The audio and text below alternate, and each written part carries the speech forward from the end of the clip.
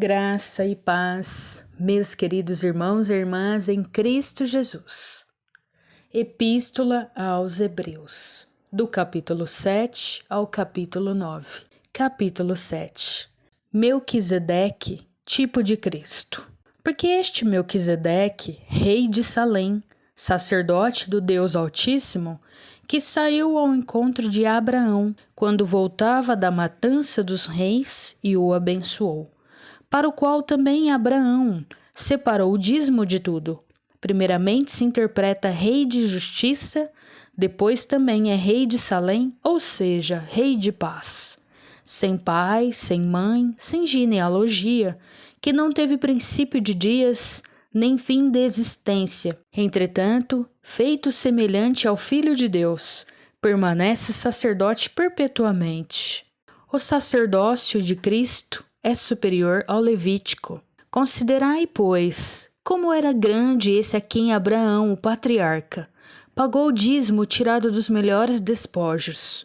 Ora, os que dentre os filhos de Levi recebem o sacerdócio têm mandamento de recolher, de acordo com a lei, os dízimos do povo, ou seja, dos seus irmãos, embora tenham estes descendido de Abraão. Entretanto, aquele cuja genealogia não se inclui entre eles, recebeu dízimos de Abraão e abençoou o que tinha as promessas. Evidentemente, é fora de qualquer dúvida que o inferior é abençoado pelo superior. Aliás, aqui são homens mortais os que recebem dízimos, porém ali, aquele de quem se testifica que vive.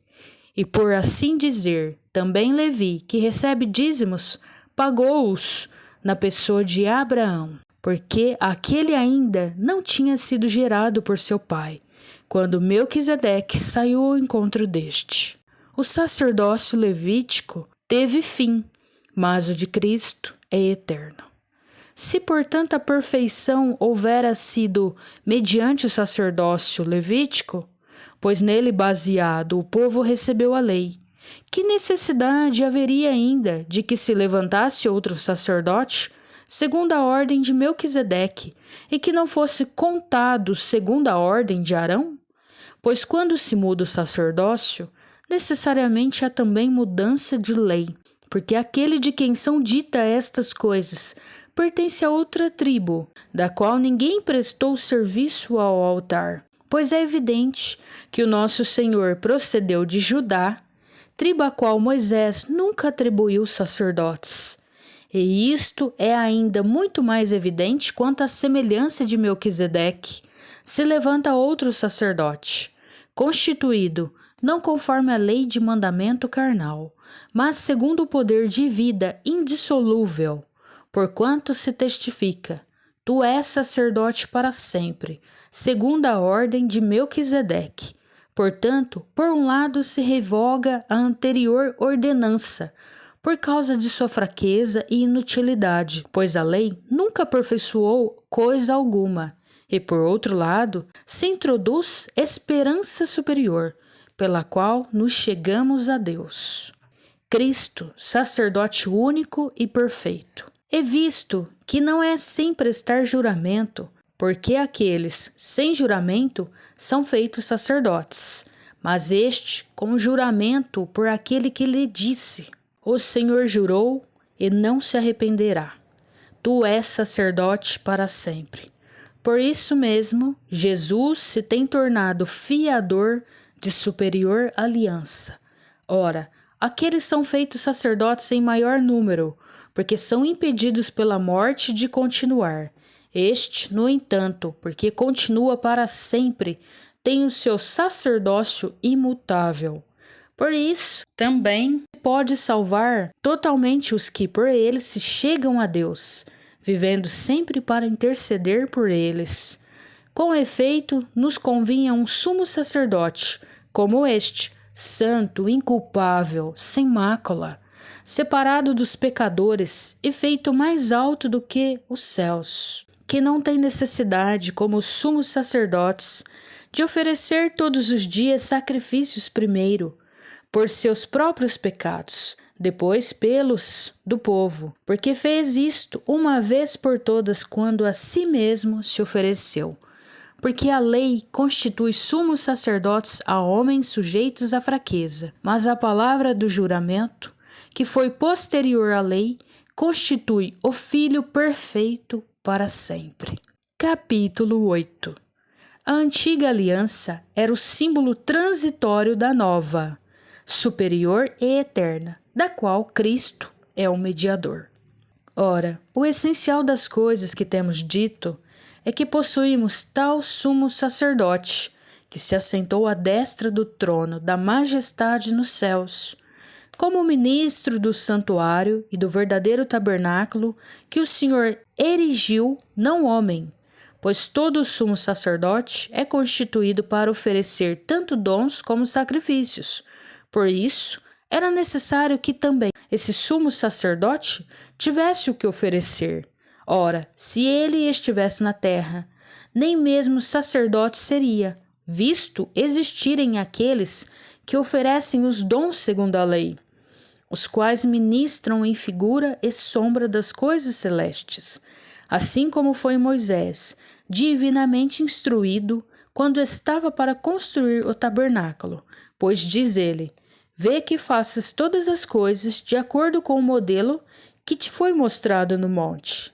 Agora, com efeito, obteve Jesus, ministério tanto mais excelente, quanto é ele também mediador de superior aliança, instituída com base em superiores promessas, porque se aquela primeira aliança tivesse sido sem defeito, de maneira alguma estaria sendo buscado lugar para uma segunda. E de fato, repreendendo-os, diz: eis aí vem dias, diz o Senhor, e firmarei nova aliança com a casa de Israel e com a casa de Judá, não segundo a aliança que fiz com seus pais, no dia em que os tomei pela mão, para os conduzir até fora da terra do Egito, pois eles não continuaram na minha aliança, e eu não atentei para eles, diz o Senhor. Porque esta é a aliança que firmarei com a casa de Israel. Depois daqueles dias, diz o Senhor, na sua mente imprimirei as minhas leis. Também sobre o seu coração as inscreverei, e eu serei o seu Deus, e eles serão o meu povo. E não ensinará jamais cada um ao seu próximo, nem cada um ao seu irmão, dizendo: conhece ao Senhor, porque todos me conhecerão, desde o menor deles até o maior. Pois, para com as suas iniquidades, usarei de misericórdia, e dos seus pecados jamais me lembrarei. Quando ele diz nova, torna antiquada a primeira. Ora, aquilo que se torna antiquado e envelhecido está prestes a desaparecer. Capítulo 9. Os ritos, ofertas e sacrifícios mosaicos eram imperfeitos e ineficazes. Ora, a primeira aliança também tinha preceitos de serviço sagrado e o seu santuário terrestre. Com efeito, foi preparado o tabernáculo, cuja parte anterior, onde estava o candeeiro e a mesa e a exposição dos pães, se chama o Santo Lugar. Por trás do véu se encontrava o tabernáculo, que se chama o Santo dos Santos, ao qual pertencia um altar de ouro para o incenso e a arca da aliança totalmente coberta de ouro, na qual estava uma urna de ouro contendo o maná, o bordão de Arão que floresceu e as tábuas da aliança, e sobre ela os querubins de glória que, com a sua sombra, cobriam o propiciatório.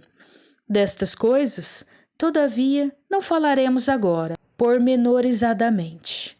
Ora, depois de tudo, isto assim preparado, continuamente entram no primeiro tabernáculo os sacerdotes, para realizar os serviços sagrados. Mas no segundo, o sumo sacerdote, ele sozinho, uma vez por ano, não sem sangue, que oferece por si e pelos pecados da ignorância do povo, querendo com isto dar a entender o Espírito Santo que ainda o caminho do santo lugar não se manifestou, enquanto o primeiro tabernáculo continua erguido. É isto uma parábola para a época presente, e segundo esta, se oferecem tanto dons como sacrifícios, embora estes, no tocante à consciência, sejam ineficazes para aperfeiçoar aquele que presta culto, os quais não passam de ordenanças da carne, baseadas somente em comidas e bebidas e diversas abluções,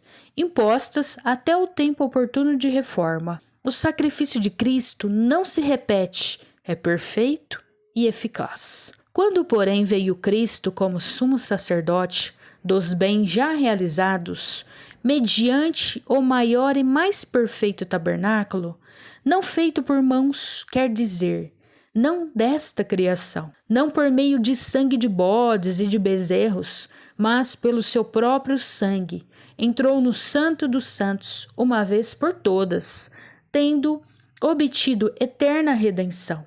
Portanto, se o sangue de bodes e de touros e a cinza de uma novilha aspergidos sobre os contaminados os santificam, quanto à purificação da carne, muito mais o sangue de Cristo, que pelo Espírito Eterno a si mesmo se ofereceu sem mácula a Deus, purificará nossa consciência de obras mortas para servirmos ao Deus vivo. Por isso mesmo, ele é o mediador da nova aliança, a fim de que, intervindo a morte para a remissão das transgressões que havia sobre a primeira aliança, recebam a promessa da eterna herança aqueles que têm sido chamados.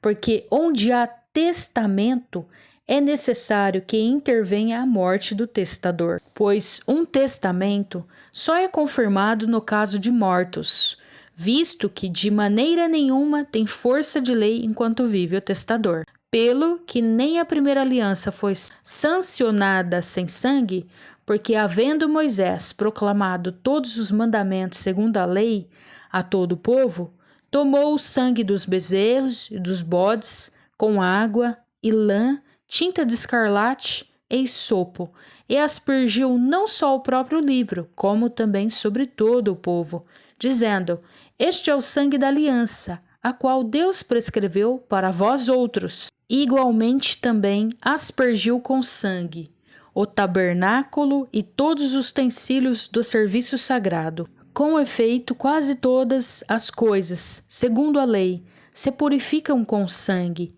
e sem derramamento de sangue não há remissão. O sacrifício de Cristo é eficaz para sempre. Era necessário, portanto, que as figuras das coisas que se acham nos céus se purificassem com tais sacrifícios, mas as próprias coisas celestiais com sacrifícios a eles superiores.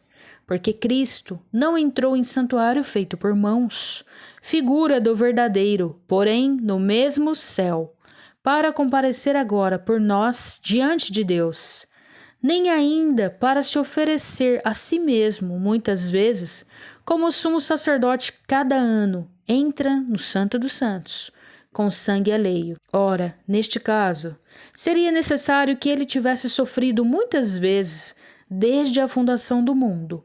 Agora, porém, ao se cumprirem os tempos, se manifestou uma vez por todas, para aniquilar o sacrifício de si mesmo, o pecado.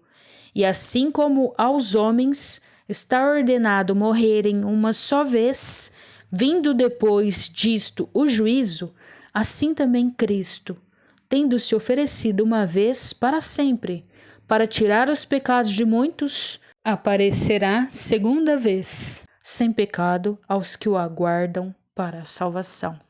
Amém, meus irmãos e irmãs. Até os próximos capítulos. Deus te abençoe.